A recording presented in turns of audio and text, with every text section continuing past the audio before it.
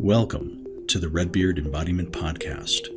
I am your host, Alex Greene, and I'm on a mission to bring the power of embodiment to people all around the world. In this podcast, we explore how embodiment practices, trauma healing, and knowledge about the human nervous system can help us find our ground, discover new sources of meaning, and create connection in an ever-changing world. The deepest change is embodied change. All right. Well, I am really excited to sit down today with Emma Sartwell. And Emma is a friend and colleague. And Emma is today in Rappahannock County, Virginia, which is outside of Washington, D.C. And I'm in Boulder, Colorado, as always. And Emma has a big background. She's like myself, and in our practice, she's a somatic experiencing person. That's one of our early points of contact. But more than that, Emma did a Master's of Divinity here in Boulder at Naropa University, and has a background studying interfaith and Buddhist chaplaincy. And I don't have that exact background, but I have the background as studying Buddhism through the Zen tradition and ordaining as a priest. And so Emma have found, and I have found a bit points in common around our, Buddhist studies and religious studies, and then the work that we do in the world through somatic work and other things. So that's going to be part of our conversation here today. Anyway, with that brief introduction, Emma, thanks so much for taking time today. Thanks for having me, Alex. I always love chatting with you. Yeah, well, most recently it was in Boulder, but now you're on the other side of the country. But soon enough, I'm sure we'll be in the same room again. Yeah, and I should mention too that Emma is the founder and owner of a very cool practice called Somatic Spiritual Counseling, headquartered here in Boulder, but with practitioners around the country and serving folks around the world. Some overlap too with the work we do at Red Beard Somatic Therapy. So I feel a kinship with Emma and her partner Chris and the work that they do. So we've got that point in common as well. Yeah, we have a lot of areas of overlap. We do. Well, and you have a dog named Oliver, and we have a cat named Oliver. So hey, that's another one. Like an alternate. Totally. And what don't we think we're the same Enneagram number? Oh, probably. Or likely, or maybe. Yeah. Well, be a 3.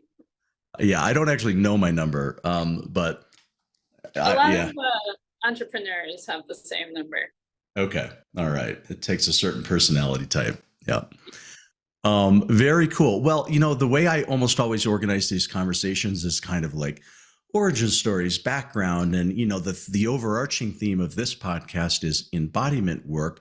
But what I tell most guests is that there's almost no topic that I think doesn't fall under my definition of embodiment. It's sort of like a catch-all for almost anything relating to the human experience. And we know we have the connection around nervous system awareness, and that's part of our shared language, and some shared language around Buddhism, and so we've got those points of contact. But I would love to just sort of rewind to your formative years and hear a little bit about what led you in the path of doing religious studies, chaplaincy studies, and therapeutic work. Great. Yeah, where to begin? Well, one way to begin this journey is that I grew up Jewish, mostly Reform. Mm-hmm. And as a child, it did provide that sense of family and community, like songs and language. But then as I got older and started asking different questions, more, when you're in adolescence and you start asking those existential, why am I here? What are we doing? Mm-hmm. What's the point of this? How do I work with my own mind and my own emotions that are going crazy every second?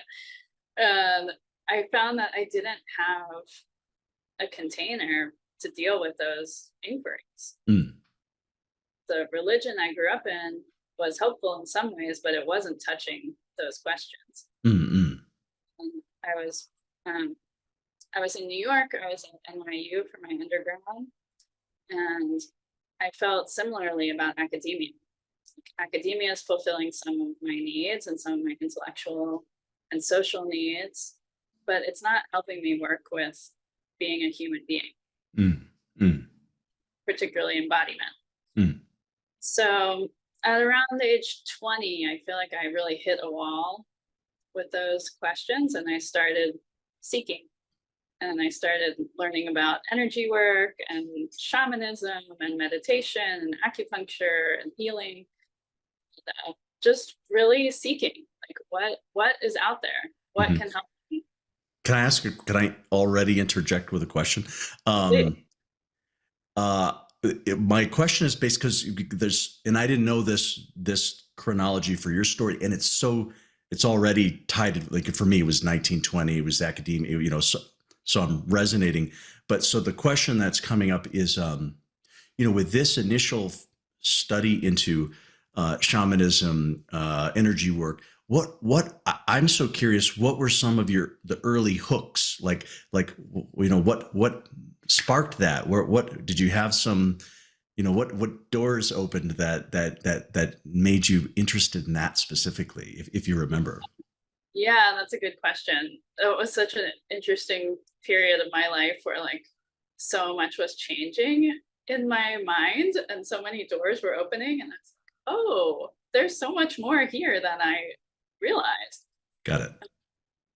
And some of the things I remember were particularly, so I was at a really cool smaller school within NYU called Gallatin. Okay. And it's a design your own major program, and they have classes for credit. Like I got credit for studying Reiki and credit for studying shamanic practices. And so I took this Reiki class, and I remember I started having dreams about food, dreams about digging up dandelions and eating them, ripping up beets, Wow. And, Yeah. And it was the first time that I really felt, I think before that I was more like standard American diet, food is fuel. I need some cheese to get through the next few hours. And then I started realizing wow, I actually have all these impulses and intuitions around what my body needs if I listen just a little bit deeper. Yeah. Okay, cool. I would eat those foods and I would feel a shift. And it's oh, I can work with this. I can feed myself, I can heal myself.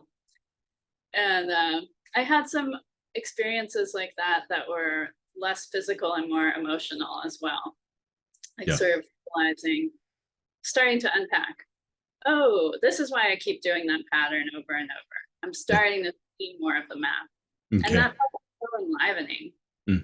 Sure, I imagine you experience this as well, when you realize, oh, I'm connecting the dots.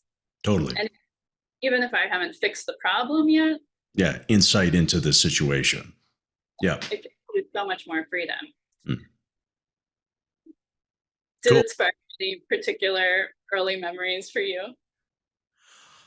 Well, what I'm remembering, so I was a freshman when I was in, and I think I've even mentioned the story of the podcast, so I'm not going to go too deep into it. But when I was a freshman, I was at this small liberal arts school in Western Massachusetts, and it was super academically oriented. And up until that time, that was my entire orientation, was academic achievement, and really interested in science, really interested in math, and this sort of and a pretty this intellectual idea that all phenomenon, all of life, can be explained through a scientific and a mathematical paradigm, and to a certain extent, I still have interests in those, and I think that there's some truth in that, and there's definitely some not truth in that is what. And so the big encounter for myself was that that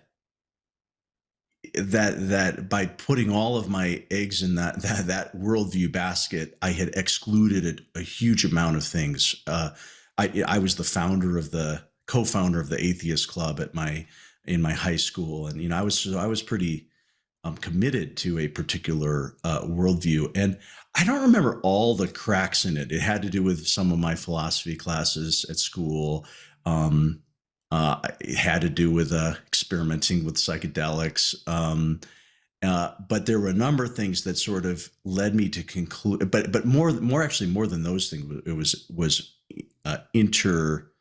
intrapersonal, kind of like what you were sharing. It was just like, wait a minute, like there's just like cracks showing up in my own personality and way of being that I don't have any framework for looking at. So that was me, and so I just knew that, and so I had almost like this kind of complete shift where I thought to myself, wow, I've really it's been foolish for me to discount that there's other ways of knowing, that there's other sources of wisdom, that there's other ways of parsing our experience and reality. And so what I reached for the closest thing at hand, which was that my dad had been in Buddhism my entire life, very seriously, living in Hawaii. And so I in a phone call with him, I was like, hey, my whole worldview is shattering. What the heck is, you and I, we've talked a ton about science, but I've never asked you any single question about Buddhism in my entire life, but that's like your main thing.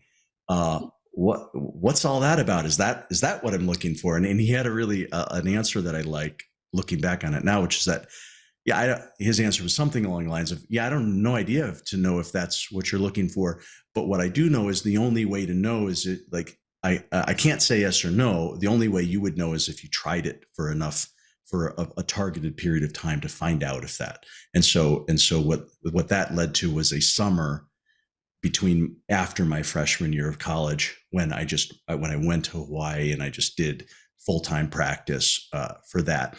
And luckily, I think I was lucky. It was like, okay, good. That was it was answering some of those doubts and questions. So that was kind of me.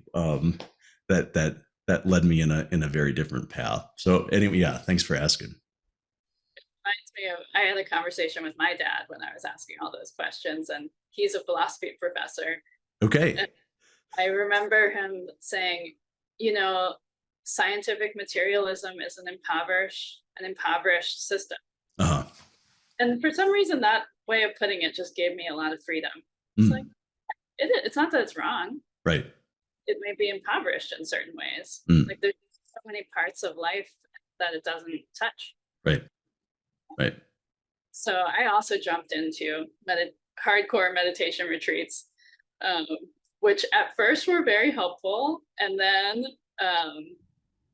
I would now talk about it from a somatic experiencing perspective. I did not titrate at all. Uh-huh. I jumped in full force. I did not take my time.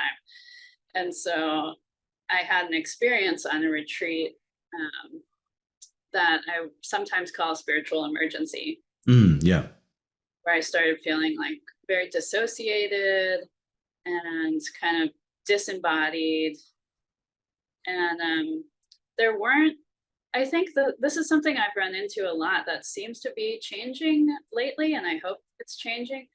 There was not support for people going through these things on that kind of retreat. Yeah. What just out of curiosity, was this a Tibetan Vipassana, TM, Zen? Would you remember the style? It was insight meditation. Okay. Yeah. Yeah. Yeah. And, and basically I was told to like keep sitting with it. Yeah. Which I think works for a percentage of people, and just really doesn't work for another percentage of people.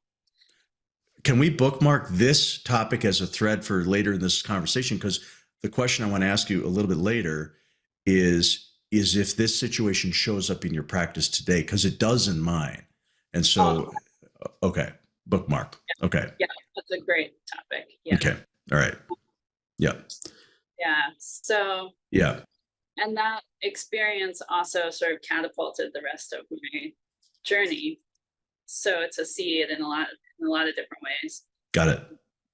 Because so big experience, spiritual emergency, pretty over, maybe overwhelming or at least disorienting at a minimum. not a lot of guidance or support, sort of just keep sitting. And it sounds like that wasn't like what didn't solve the issue for you, but then it also sounds like whatever happened there led you down the road. Where did that lead you? Yeah, well, it opened up a whole new box of questions. You know, I was already sort of asking these questions, and then I had to ask them at a deeper level, like, how am I going to understand my mind, and how am I going to work with it, and what have people done in the past, because the people I'm asking don't seem to have answers. Okay. That sort of led me to Naropa, because okay, this is a place where I could touch in on a lot of different traditions. Yeah. And people are talking about these questions. I went to visit the campus, and it was like everyone's talking about the nature of mind and the nature of reality from various points of view and from interreligious dialogue points of view. So, and that ended up being my master's thesis topic, was spiritual emergency. Ah, okay. All right. And that's a term from Stan Groff. Right. So, yeah. Can you paint just a little bit for our audience? You know, Naropa is such an institution, such a Boulder institution. You know, can you just paint a little bit of a picture about Naropa, its origins, and just some of I don't know. I guess you're already referencing kind of what its themes are, but can you just paint a little bit of a picture about Naropa as a university? Sure. Yeah. So there's a Tibetan teacher, Chogyam Trungpa Rinpoche, who escaped from Tibet. When would that have been? I guess his first summer at Naropa was 1973, but before that he was in England for a while, in Oxford, and he ended up coming to Boulder and wanting to start this contemplative institute where people could study arts and psychology and spiritual care from the Tibetan Buddhist perspective. Right. He ended up collaborating with a lot of beat poets. Yeah. So Kerouac was there, and Allen Ginsberg was there, and then other spiritual teachers started coming. Ram Dass was there. Yeah. And it was a hub for this sort of new form of spirituality in the U.S. And can I interject? I just read, just very brief, and maybe we'll come back to Chogyam Trungpa, because to me he's such a interesting, cool, outside of my own tradition, but somebody like, man, I've been so interested in. Also, my main bodywork teacher, Everett, was a Naropa grad, was a Trungpa student first, and then later he was in the Zen tradition, which is how I knew him. So anyways, I've kind of like heard some. I'm like a collector of anecdotes about Trungpa, because he's just, man, what an interesting guy. But I got a new one just the other day through my Instagram feed or something like that, which was a writing from Joni Mitchell. Have you read that story? That she only saw him a few times, but that and she was addicted to coke, and he asked her some question, and out of defiance, she just like pulled out a bag of coke and did a line in front of him, and then he went into some sort of he did some breathing practice and kind of went into a meditative state, and then it just like after that, she like never used coke again. She also had this sort of essentially a transcendental experience for the next 3 days, and then it was a huge shift for her. But anyway, that was a recent anecdote. But anyway, thinking of all these cultural influences, Ram Dass, the Beats, Joni Mitchell, Trungpa inspired, had a touch on a lot of that generation. Have you heard her song about him? No, I think that was referenced, but I don't know what's the name of it. Yeah, it's something like Starry-Eyed Mystic. Okay. That's a great song. Yeah, that's a great song. There's so many stories. We'll put that in we'll do a little musical interlude in this. We'll play a snippet of that. I've never done that before, so okay, cool, new thing. Great. Yeah. And a lot of people know Pema Chodron. Sure. And she was a student of Chogyam Trungpa. Right. Yeah. Yeah. So, okay. So that was a good little, so that was kind of, so he founded that. This was his sort of milieu. And then, you know, you came probably what, a decade ago or more, or what was the era that you were? Yeah, I started in 2011. Okay. I think 88. Okay. So I've been there for a while, but a lot of my teachers were students of his. Mm-hmm. And yeah, there are a lot of departments. For a while I thought about doing them. The writing department is ironically called the Jack Kerouac School of Disembodied Poetics. Really? Seriously? Wow, I had no idea. That's fantastic. Okay. But yeah, I ended up in the religious studies track. Okay. And yeah, really interested in Buddhism, but also dabbling, like mystical Christianity, mystical Judaism, Hinduism. I was studying Sanskrit for a while. And I think diving deeper into those teachings made me want to work with people more directly, because I was still on this academic track, even though the focus had shifted. Yep. So that's when I switched to the divinity program. I see. It was like more applied religious studies. I see. Okay. Yep. And also there, I met a couple of really progressive Jewish teachers who were integrating mindfulness and other traditions into Jewish teachings. Okay. Had a big impact on me and still does on my work. Sure. Helped me reconcile my roots with like what felt true to me. Nice. Yeah. Yeah. Yes, from there, I did an internship as a hospital chaplain as part of my divinity program. Yep. Yep. Is that's the CPE or something like that? Yeah. Yeah. Yeah. I think you need 4 units to be like board certified, and this summer, at the hospital was my first unit. Got it. Okay. And it was a wild ride. Like the model for CPE, I think this is also changing, but the old model was like throw you in the deep end. Like, okay, someone's dying in room 541. Like, bye. Yeah. Go do something. Be useful. Yeah. Right.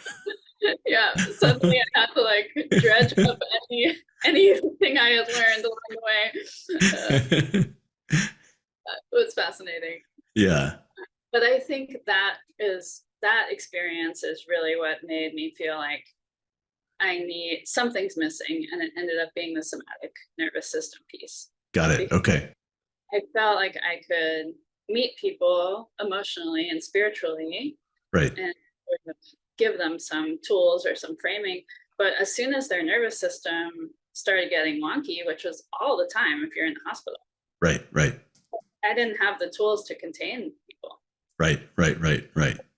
Or to even understand, like, how do I really put language to why this person is shutting down, or why this person is clenching their fists and not available.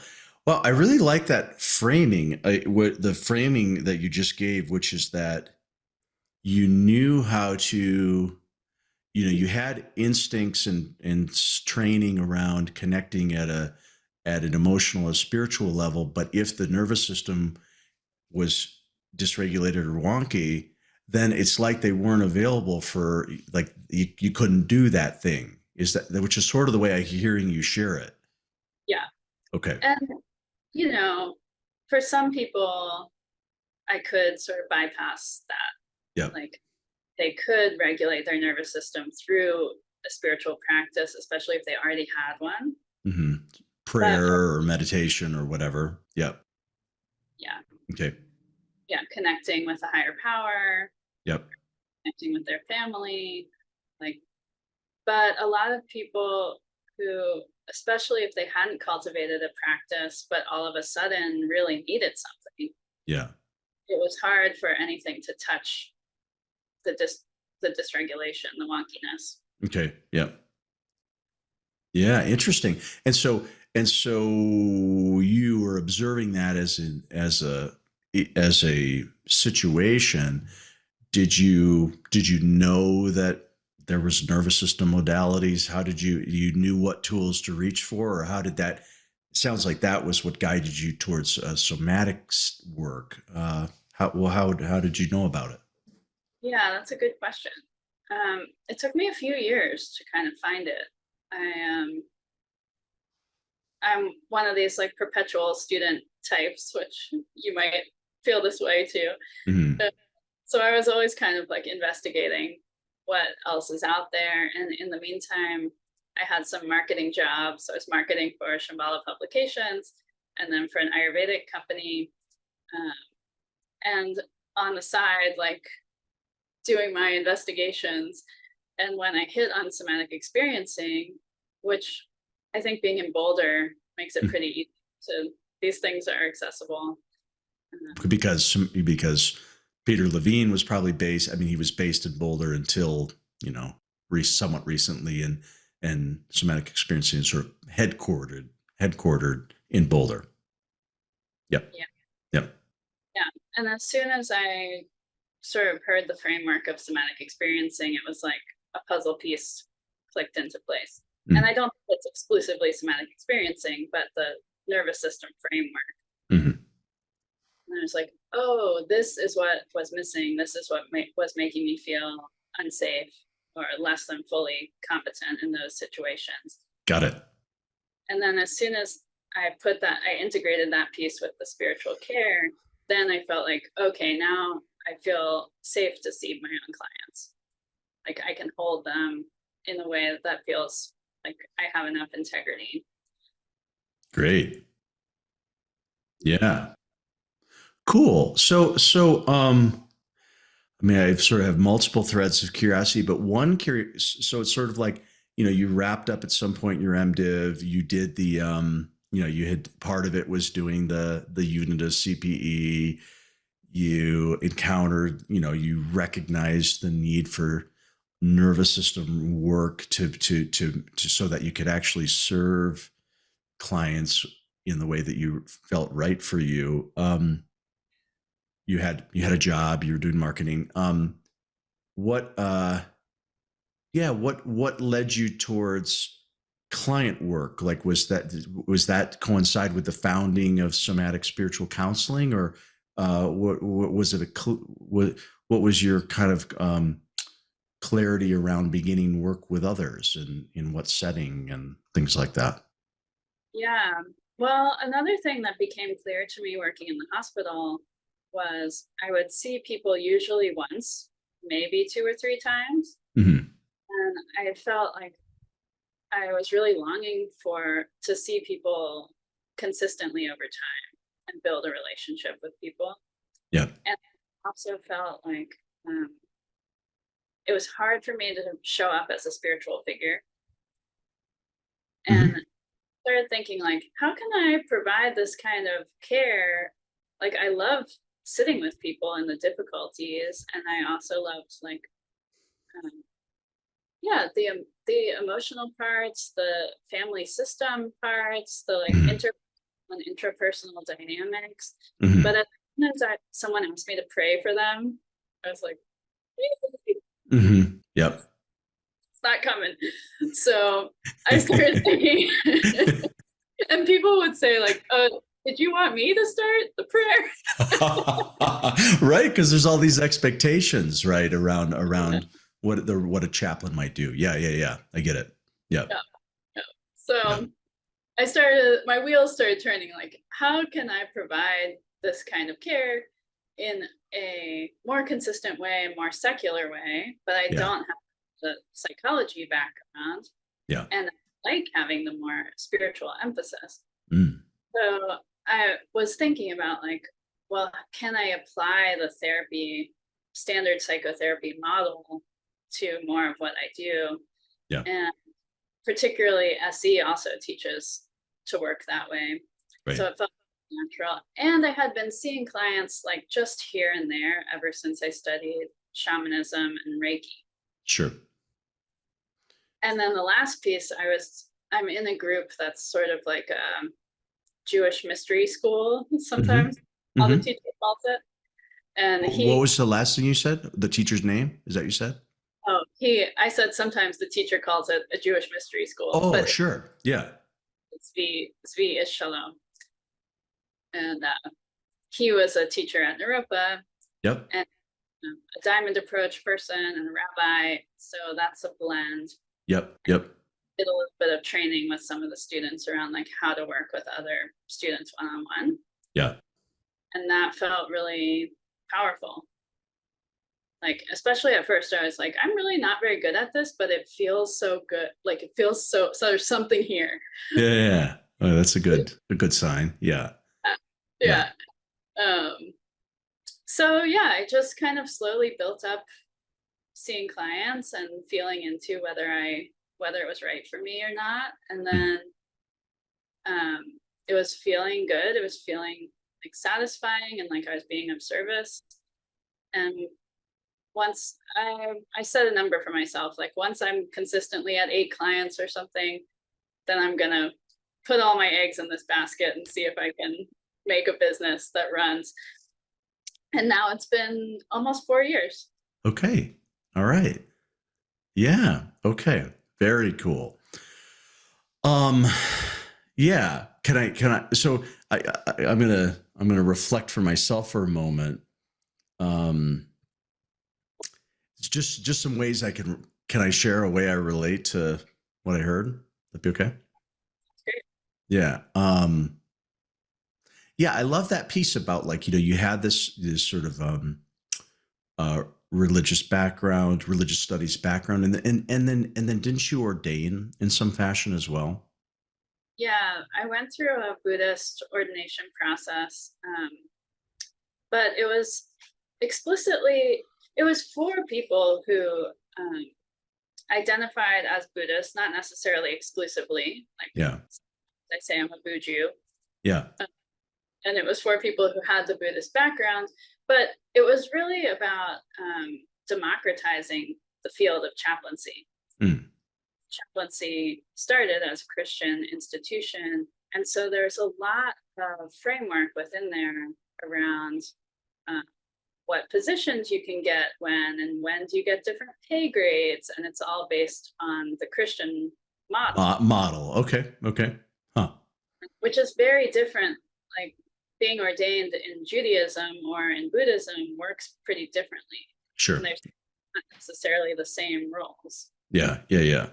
So it was, especially when I was starting, like someone in the class above me at Naropa was the first Buddhist military chaplain. Okay. So there was a lot of talk around like, how do we get into this institution? Like, right. How do we integrate into this and make it work? Right. With a totally different model. Right.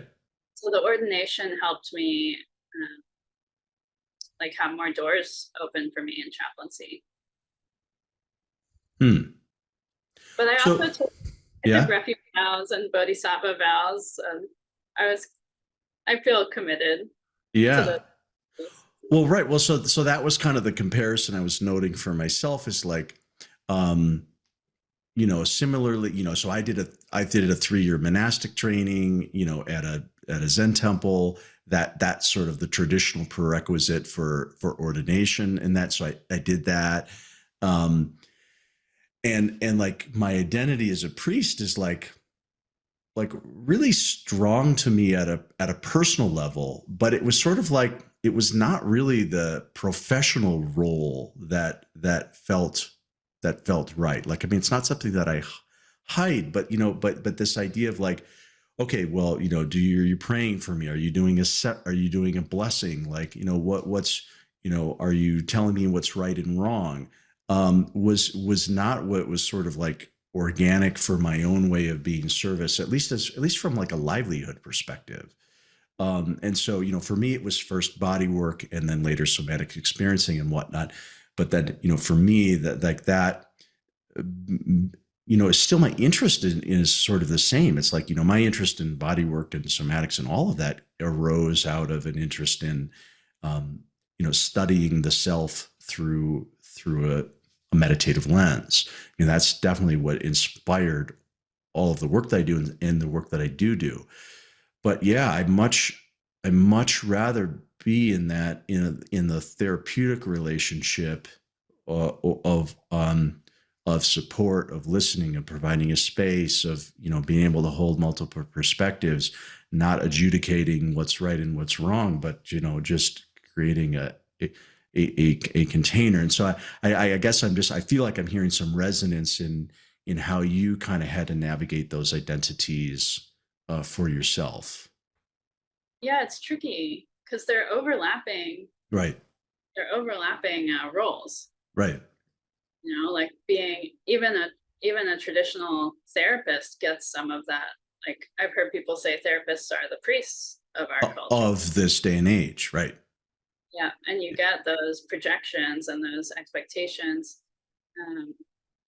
But there is something different. I don't know how you would describe it around like being that person who's sort of the moral authority or even the ritual authority, like leading funerals or weddings. Mm-hmm. Yeah. Do you have a sense of like what that difference is? Which is? I mean, I think a lot of it does come. I mean, this isn't to. I mean, there's people who are in those roles who are doing it in a transformative way. So it's not that those roles are a problem, but I think that idea of kind of projecting, or that term moral authority, I think is a good one, because I guess what it comes down to for me, if somebody is looking to me for an answer, as though I can say do this or do that, or this is okay, I'm going to listen to your situation and then I'm going to sort of explain it to you from my perspective. There's people who do that, and probably very valuably. So it's not like that never works, but I think that I don't know, I guess in my own body, I don't like that feeling of that the energy is on me to solve their problem.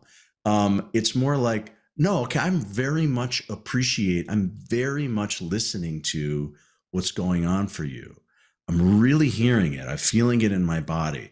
I hear and what's a way that you might step through this with my assistance, maybe with some guidance, but can I create first a space and then maybe a framework, through tools like somatic experiencing, or, the kinds of questions, but that just feels so much more, I don't know. I just like that use of myself a lot more. And then seeing that, and then partly because of that, like I feel just as good about my work with atheists and people who are, shamanistically oriented. I feel just as good about my work with almost any religious identification, but I don't think that'd be the same if everything was sort of overtly, if everything was put through an overtly Buddhist perspective, because of my own background. So I think those are the reasons why, for me, it works this way. Makes sense.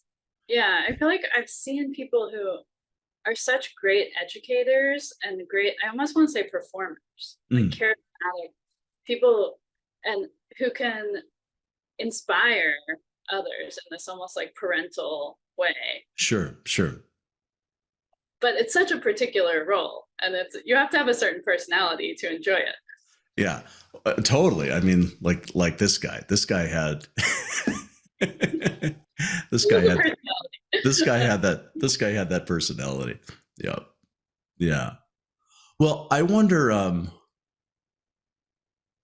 could you share a little bit more about this sort of like emerging role of, you've used the term interfaith chaplaincy, Buddhist chaplaincy, because that's your, that's part of your tradition, not all of it.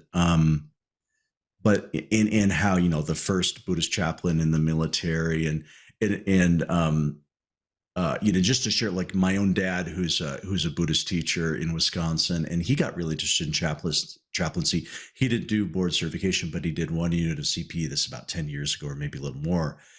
Really impacted him, but then he was allowed to serve. He was a working chaplain for a number of years, and for him was a very powerful sort of use of his training. And he was in a Catholic organization, right? So here he is as a Buddhist. So I've sort of heard a little bit about that, how these little inroads. And then the only famous Buddhist chaplain I know is that woman in New Mexico. What is her name? She has a chaplaincy training program. Yeah, what the heck is her name? We'll think of it. Right there. Yeah, no, yeah. Oh. No, so she to me is the only well-known, or yeah, I guess famous is the right word. I'm sure there's lots of others, but like what's your, but you graduated, I'm sure you've got colleagues. What's your read on the role of interfaith or Buddhist chaplaincy in hospital systems, or in just the traditional roles where chaplaincy takes place? Yeah, it's a great question. I feel like we're at such an interesting moment in the larger picture of religion in our culture. Joan Halifax. Okay. Oh, thank you, all Joan. Right. Okay, yeah. Got it. Good all right, yeah, keep going. You win the game today. Yeah, there's so much talk around like the people who identify as spiritual but not religious, or people who identify as the nuns. Like, we will talk about the rise of the nuns, which means people who check nun on the "what religion are you" question. Ah, that's hilarious. Hadn't heard that. I like it. Yeah. NONES. Yeah. And there's a lot of interesting work happening with humanist chaplaincy. Yeah.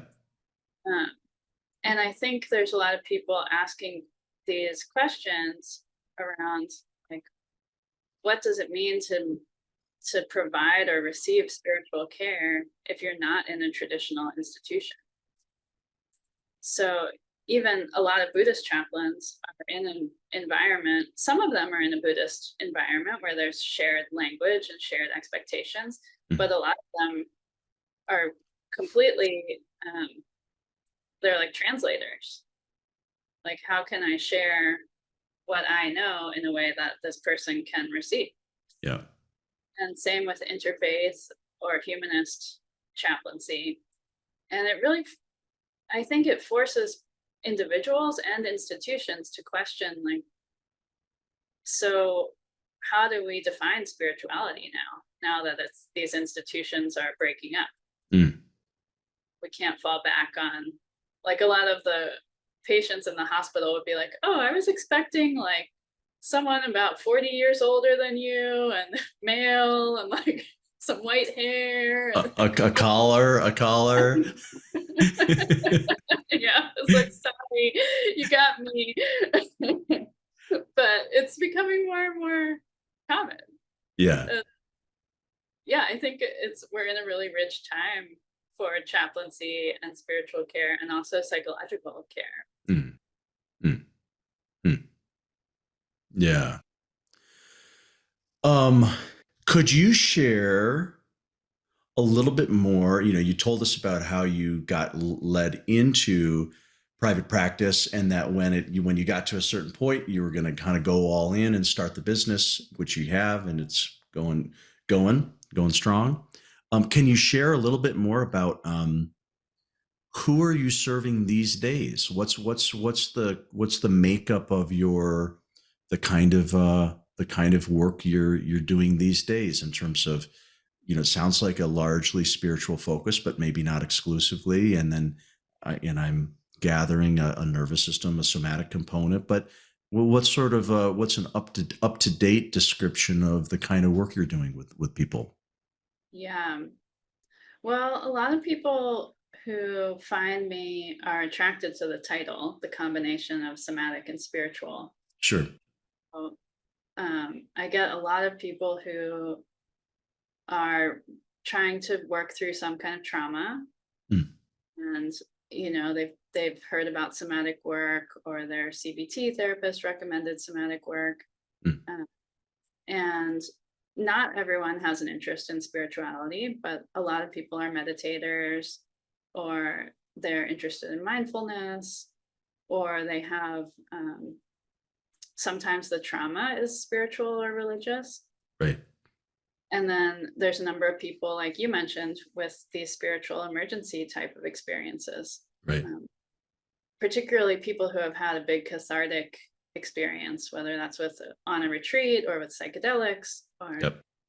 people who are saying, I got some really valuable lessons from that experience, and so I want to incorporate this in a way that respects spiritual side of life.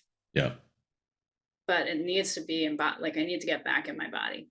Totally. Yeah.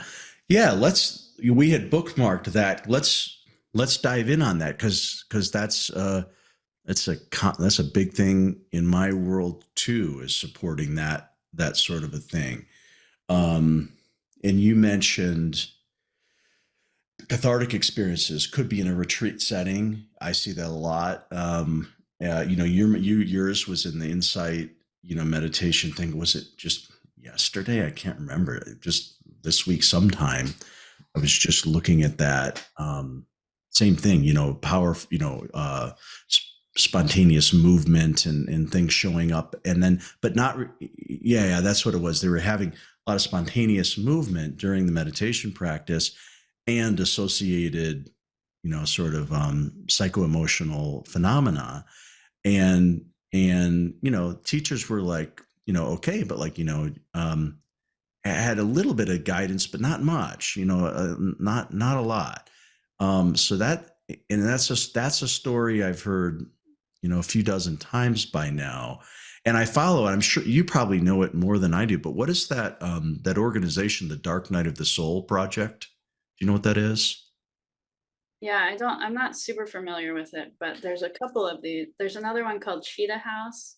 Right. I think that might be Believe- related to, I think there's this connection between those, but they're basically organizations have developed around because, a percentage of people in meditative environments, have a, kind of an adverse experience that isn't easily resolved, where that then is the catalyst for, they got to deal with that, or sometimes over a long period of time. Another client of mine this week, for them, that catalyst was ayahuasca ceremony 10 years ago.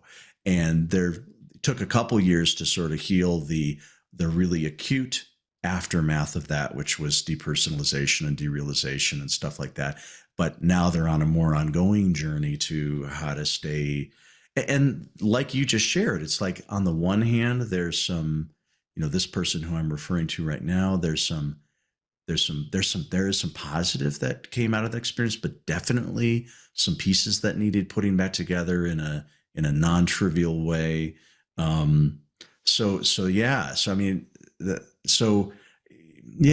what have you learned along the way, helping, you had it happen for yourself. Like, what did you learn for you? What are you learning for others? Yeah, it's so tricky, because sometimes that sort of cathartic experience is exactly what someone needs. But it also, I think we're in a culture that really romanticizes that kind of experience. Like, you have the big breakthrough, and you push through, and you get to the deepest, darkest. Yeah, you felt everything fell apart, and then you found yourself, and you did the most extreme sports, or and we're not necessarily a culture that I see valuing like subtlety and going slow, and taking our time. And so I think it can be really seductive to like go too fast, too hard, too soon. And I think especially if you have a trauma history, that can be a pattern that feels familiar. And so I've seen people, myself included, who didn't it's hard to realize that we're replaying something, especially if we're in a wellness space. Context. Yep. Like, oh, I'm undoing my trauma. Right. Which might be true in some ways, but it might be reenacting the trauma in other ways. Mm-hmm. Yeah. Yeah. And there's a term in somatic experiencing, global high intensity activation, which is basically where the nervous system, all branches of the nervous system, maybe you can explain this in a different way. I would say all branches of the nervous system are kind of stuck on. Yeah. And it makes people predisposed to going really hard, going really fast, and then crashing. Yeah. And I think that I wish there was some screening ahead of time. And sometimes I imagine there is with these cathartic experiences, like retreats. Right.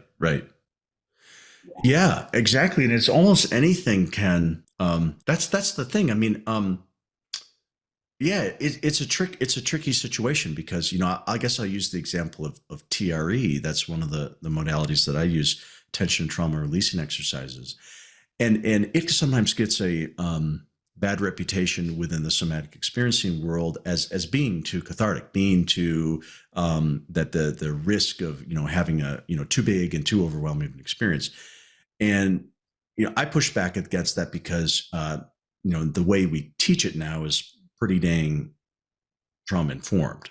So that kind of that possibility of is rare, except when people are doing it independently and with poor guidance and stuff like that. But it can come up all over the place. Like I've seen, when there's trauma and people, when the sort of the seeds for something being quite destabilizing are there.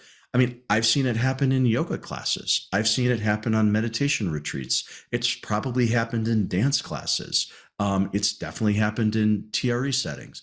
It happens in holotropic breath work, Stanislav Grof's breath work practices. It happens with psychedelic work. It happens with, probably happens with, the kinds of retreats, like say like a landmark retreat where people are, doing, so there's any number of contexts where where a 1%, probably a majority percentage of people either have positive experiences or breakthrough experiences that are relatively easy to integrate. But then there's this percentage where it's like, whoa, that was not digestible. And so I have a lot of empathy for that small percentage, or it's not even that small in some situations. I have a lot of empathy for that percentage where the holotropic breath work was cool for everybody else, but for you now you don't feel grounded anymore, and it's been weeks, right? So to me, that's where the subtlety. Well, it's not only, it is the subtlety for sure of somatic experiencing, and these philosophies, like the phrase we use, like that slower is faster, and we mean that in the most literal possible way. It's like that's not just like a nice thing to say; it's like a true thing. Like being slow is a more efficient way, a faster, more powerful way of adjusting the nervous system in many cases. So some of it is the way of working, but some of it's the knowledge, right? The framework that there is an understanding of what's happening. We have a map of the autonomic nervous system, and so we can recognize when someone's in a state of chronic hyperarousal, or we can recognize when someone is in a freeze, shutdown, immobilization response, and in having that, being able to identify it, name it, and sort of know that there are sort of known ways of coming back towards equilibrium or coming back into window of tolerance. I think that is the huge strength of somatic experiencing, at least the way I sort of see it. I wonder if that's resonant for you, and I wonder if that's the kind of perspective you're bringing when, or maybe that plus something else when people have had these spiritual emergencies, using the word you used earlier. Yeah, I think I see it pretty similarly to you. I did start thinking as you were speaking about there's these very obvious cases where people feel depersonalized or derealized, and they know that something's not right. Right. there's also such a spectrum Right. of more subtle situations. Like Yeah. I have a teacher, Kimberly Ann Johnson, who's a somatic experiencing teacher, and she talks about that for decades she thought she was in a spiritual state after yoga and meditation, and then she realized that she was just in the like in a slightly dissociated parasympathetic dorsal state. Right. Totally. Yeah. And she was like, oh, I'm not actually here. I'm not actually engaged with my life. And this isn't helping me be effective in the world. Right. I'm just a little bit addicted to being Yeah. A slightly. little bit of a spiritual bypass, a little bit of dissociation, addiction. Totally. And similarly, I think sometimes meditation, if we do tend to be more of a person who freezes or who hangs out in the parasympathetic, Mhm.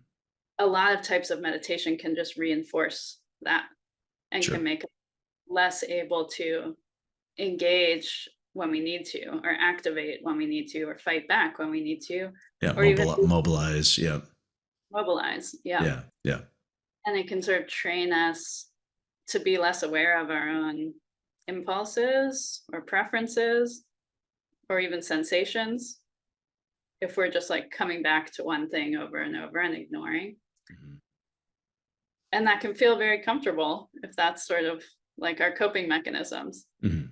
So there can be these very fine hair situations of like, is this a helpful spiritual path? Is this a spiritual bypass relying on my old patterns? Is it some of both?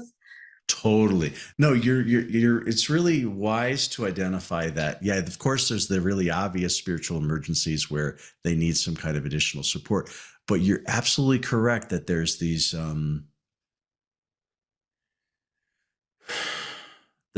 other contexts.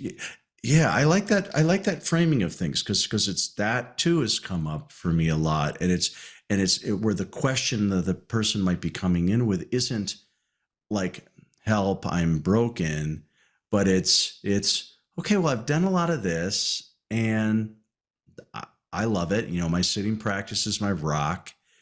And like, why is it so hard for me to like be in relationship with other human beings? Or, I meditate like crazy, or I do yoga like crazy, but like, man, I really struggle with anxiety. So it's sort of like where there's a recognition where a given practice and embodiment practice is having a lot of value, but there's like it's not covering everything.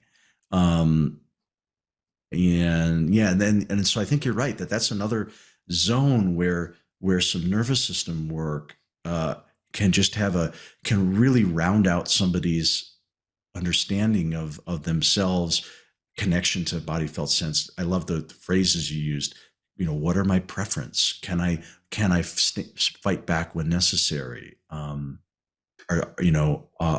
Is my relational capacity? Can I be in connection with others and stay in connection with myself? To what degree can I embody that? Those are really useful questions to be asking.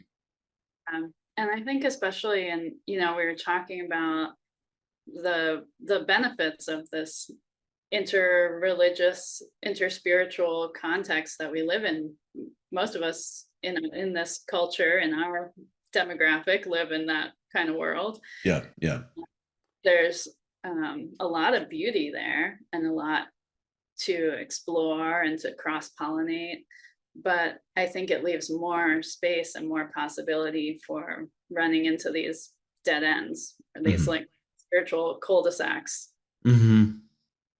Ooh, I was sort of like putting together my own meditation practice, and something's not working, like something's tweaking.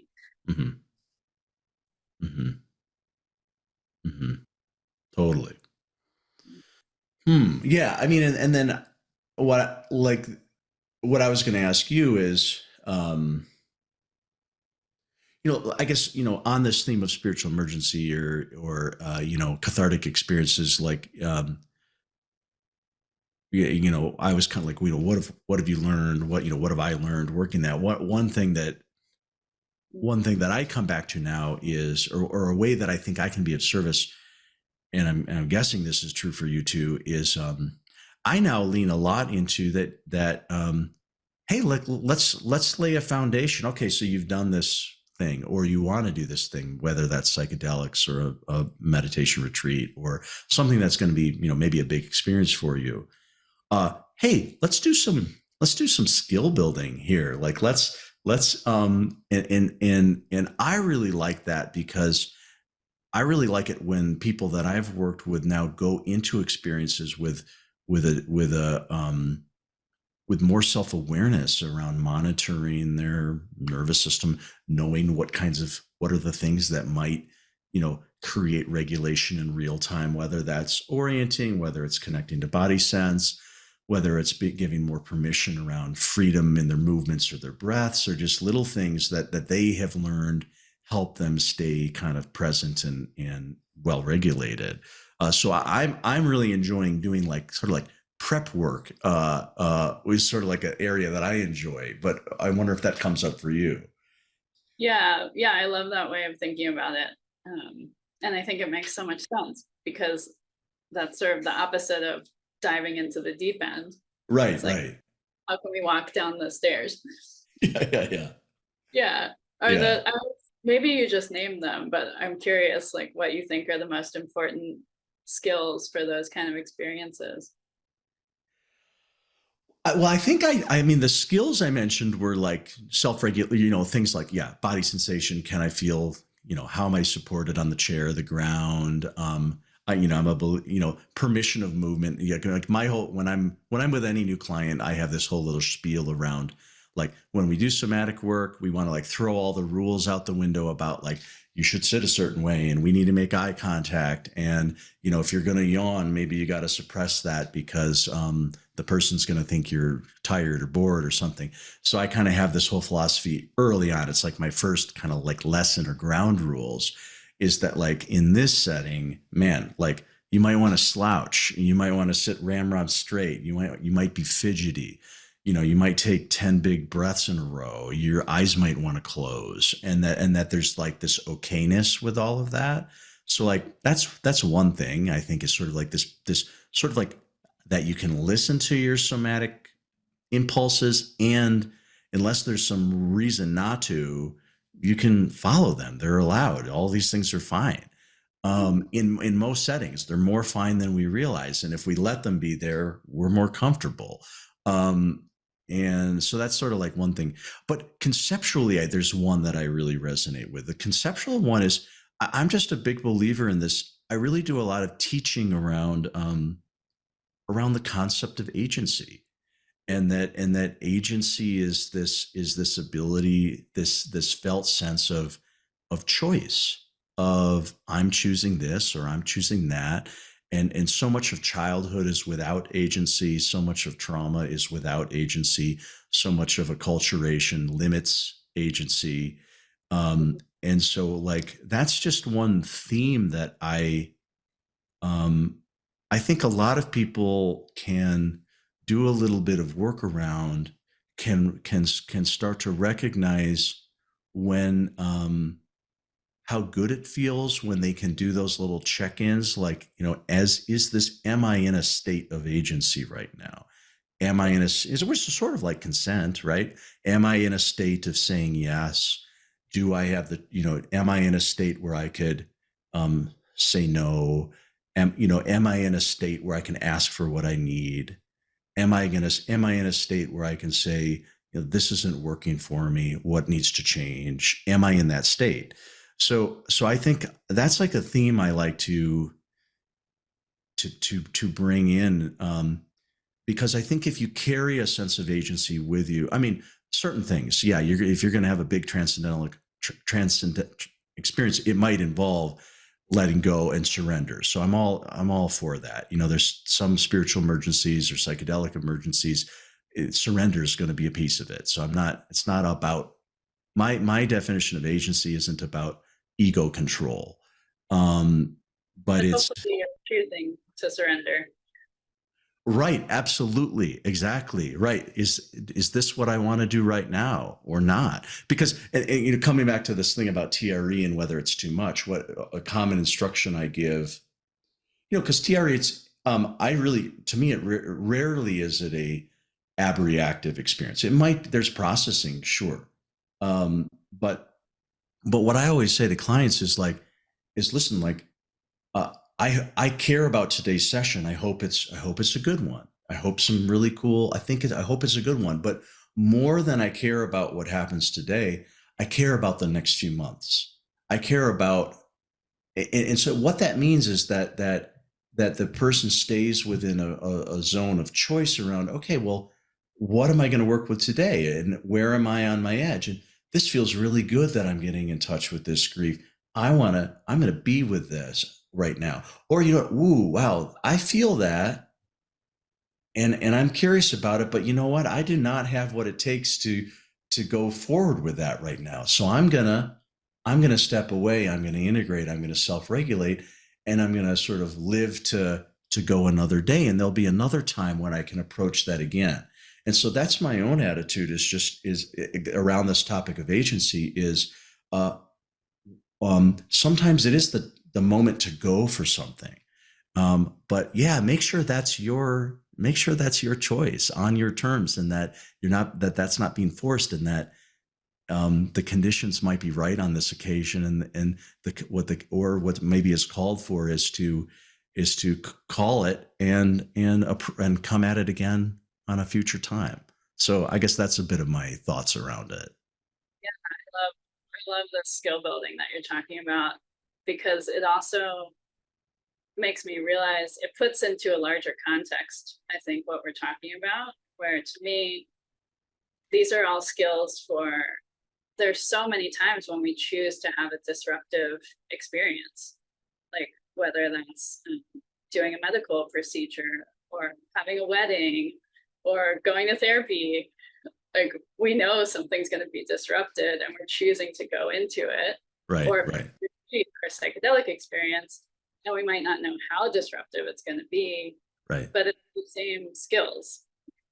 It's the same tools we want to have in our tool bag going into any potentially disruptive experience. I think the goal of life is to have as little disruption as possible, but hopefully we get to know ourselves and get to know like what kind of disruption is helpful and what kind is destructive, right. And how much capacity do we have at any given moment to hold how much disruption. Right. Totally. No, I love that. My thoughts went back to Trungpa as, a big catalyst. And my guess, and maybe we don't need to go into the, I like to think of, I like to appreciate what I appreciate about, but of course he has a controversial history. And so, and there's, there's the people that would say that, that the level of disruption, may have worked beautifully for Joni Mitchell, but perhaps not for everybody. So, I can hold that perspective, but I wanted to circle, if this isn't too abrupt of a change of subject, I wanted to ask a little bit about this book. Can we shift to that? So for the audience here, so Emma was one of the editors for this book. What year was this published? Ooh, just a couple of years ago. Yeah, recently. Yeah, we could look up. Anyway, it's Cynicism and Magic, Intelligence and Intuition on the Buddhist Path, Chogyam Trungpa, which published for sure posthumously, because this was a couple years ago and he died in the mid 80s. So can you share just a little bit about this project, these writings, what and your role? And I'd love to hear a little bit about it. Yeah, that was such a fun project. There's Trungpa has so many hours of lectures. Like recorded or written or? Recorded. Okay. He gave a lot of talks. Okay. I wish I could remember the numbers at the moment, but it's a small-ish percentage have actually been written down, transcribed. I see. And then a smaller percentage have been published. Okay. So there's a number of people who are working on his teachings and trying to get them into publishable form. I see. And two of the main editors are Carolyn Gimian and Judy Leaf. And Judy Leaf was president of Naropa for a while. I think she was the first president, and now her husband, there's been other presidents, but her husband is the president currently. Okay. And they are thinking of retiring or phasing out how much editing they're doing. So they wanted to start training a next generation of editors. Okay. There were about 10 of us who got together and chose a seminar, which happened to be his first seminar in Naropa. Yep. And just did the transcribing, had arguments about M dashes and semicolons. And it is a translation project to turn something from spoken words to written. I didn't realize how much of a translation that was going to be. Got it. And maybe especially with someone who's English as a second language. Sure. But it was such a different way for me to be immersed in these teachings. Like I get so granular, like which word. And sometimes you couldn't really tell which words he's using. So it's like, what is exactly the meaning he's trying to get across? Right. That responsibility of like, I hope I'm getting it right. Like, I hope I'm saying what he wanted to say. Right. Yeah. But it felt so intimate. Ah, interesting. Well, that's very cool. Well, then that makes me, so if you were part of this cohort being trained to carry on what's going to be this ongoing work of bringing more of his lectures into writing, what I'm hoping you're saying is that or what I'm wondering, like, are you going to do more of this? Are you going to continue with this, do you think? I hope so. The past couple of years have been a lot of focusing on my own business and moving around physically. Yeah. But that's definitely a goal of mine, is to do more of this work and reconnect with. I don't think that original cohort is planning. We did this as like a series of retreats over 3 years. And I don't think anything is planned with that group, but I'm hoping to. There's been whispers between people of like next projects. Yeah. Is it Shambhala that Shambhala publishes? Yeah.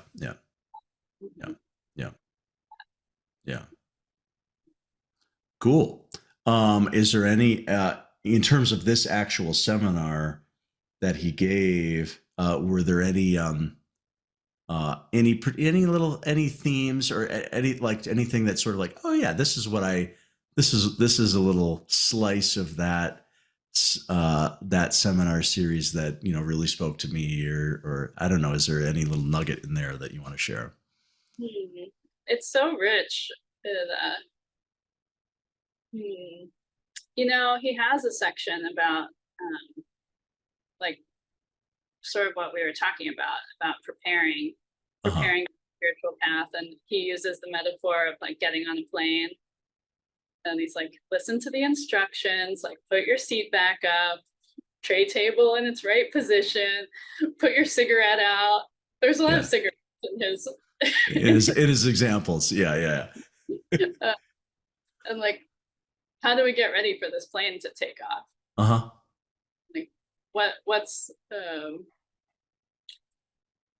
is his point that those preparatory steps are necessary, or that they're a part of this journey, or what's his point with that? Yeah, I think the point is it actually has a lot to do with the title, Cynicism and Magic. A lot of what he's talking about is like, which I think really resonates with what we've been talking about. It's like, how do we balance,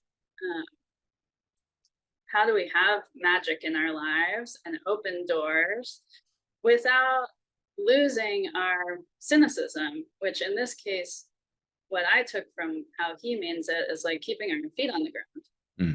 How do we stay embodied? How do we stay safe? How do we do the prep work, but still open to the unseen, to the transformative? Mm. And it's so easy to fall too far into one side or the other. Like, you dismiss everything that's unseen and cling to your cynicism. Right. And then, or to throw yourself into magical spiritual experiences, Right. but ignoring all of your pain, all of everyone else's pain. You've left the earth without putting your seatbelt on. Right. Ah, I like that. Okay.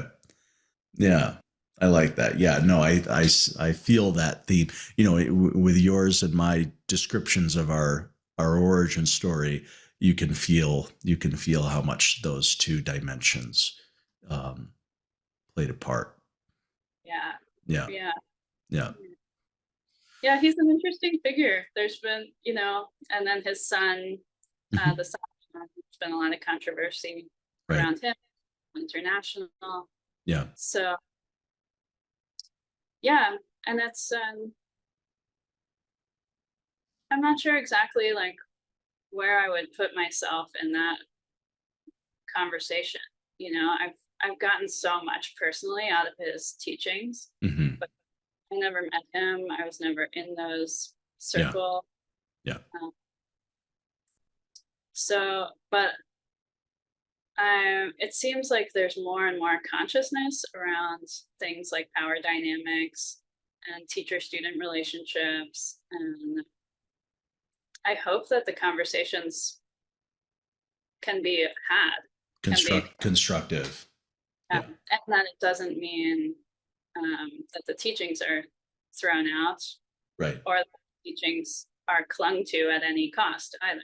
Right. Yeah. No, I think that's a really healthy framing. Really matches. My first, I didn't know anything about him, and I think I pulled a book off the shelf. I think my dad's bookshelf, and it was Crazy Wisdom, and I think later I read Cutting Through Spiritual Materialism, but Crazy Wisdom just I always like circle back to. There, like, to me, there's just something so. I feel it in all of his writings. It's just insanely lucid quality to his storytelling, and it's like the most just. It makes things sound so clear and common sense is the wrong word, but like that's the feeling I have.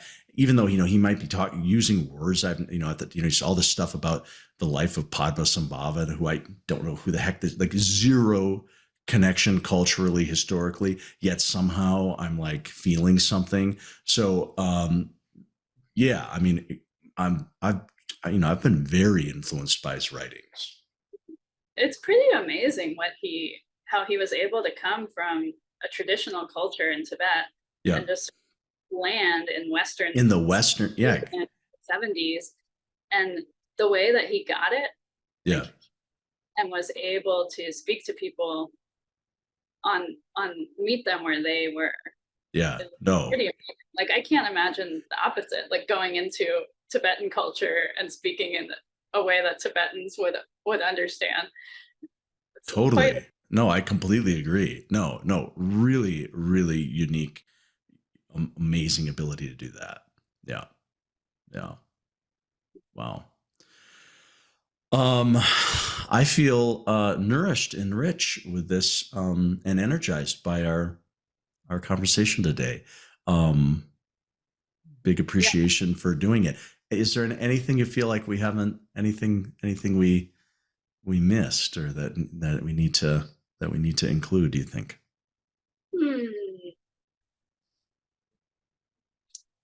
I don't know. I just love how organic our conversation was, and how it ended up touching on so many themes that feel so important to me personally and professionally. And there seemed to be a kind of magic about how, like, each topic in a way contained a lot of the same dualities or the same explorations. So I'm sure something will come to me after this that I wish I had. Now, who knows? So, hey, if it paves the way for a part 2, that wouldn't be bad. I'm actually going to interview, after I set this up with you. I have a dear friend in Wisconsin, Anne Marie Kelson, who's also she did an MDiv at University of Chicago, and is working full time as a chaplain, and she with a Zen background in a different Zen school, the Rochester Zen Center. And after you and I booked this, and I was a little bit on this theme, I was like, okay, well, this theme of, what's the work of a chaplain, and maybe I'll include my dad at some point too. And he wrote an interesting book about his time, coming into chaplaincy work as a, as first as a longtime Zen practitioner and teacher. But so anyway, but it's a theme in the podcast that I'm hoping to continue. And so if there's things that we want to cover next, let's do it. Let's do it together. I love that. Yeah. Tell me quickly, what context do they work in, your dad and your friend? Well, so Anne Marie works at an organization called A Grace, which is a nonprofit hospice. She works in hospice care full time. And my dad is retired from it, but he was doing part-time chaplaincy, some of it volunteer, some of it was maybe paid. I'm not really sure, but for him, it was really just like it was a study, and it was like he just wanted to say, can I apply my Zen practice for, he does as a teacher. Can I, what happens when I'm with people who are dying and they're like what you shared earlier, and his book is name of it is Facing Suffering, and what he talks about, he doesn't, unlike me, he didn't study somatic experience and all this and that, but our Zen tradition in general is very focused on the body, and so a big theme of his book is talking about sort of the physicality of being with suffering, and one major theme is sort of like, okay, well, what's the posture, that his view is so much of the work of supporting, of connecting, that he thinks of it as work in this very literal sense, almost like a manual labor sense, but that there's this physical component to that, which is a perspective I really appreciate. But anyway, yeah. So these are the other sort of themes with threads, and I like covering a range of like, where do people need spiritual care? Right. Points. Yeah. Very cool. Well, let's call it a wrap for right now, and do it again. Thank you so much, Alex. Yeah, thank you, Emma. Thanks for listening to today's episode of the Red Beard Embodiment Podcast. To learn more, visit us at redbeardsomatictherapy.com or send me an email at alex@redbeardsomatictherapy.com.